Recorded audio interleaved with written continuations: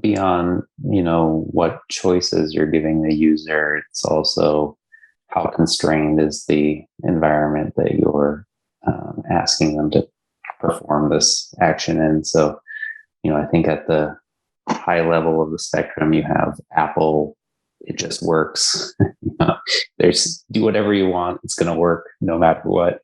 And at the other end of the spectrum, you're essentially coaching your user to do things in a certain way. So, for example, a lot of the models I built with hand tracking weren't generalized tracking. In other words, they didn't work in every position of the hand. It was like the hand puppet one. It was trained to work on a movement, with this limited range of motion where you're kind of doing a little talking motion with your hand.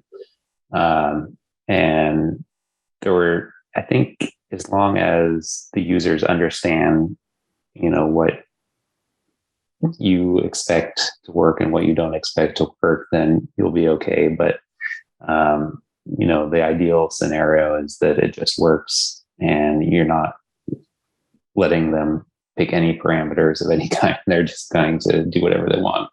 But as I mentioned, there's so many variables. It's hard to accomplish that, especially when you're kind of pushing the edges of machine learning. So, there's probably a happy medium somewhere between those two levels where you're not spending an hour coaching them what to do, but you're also able to provide an experience that works within, a certain range of environment limits.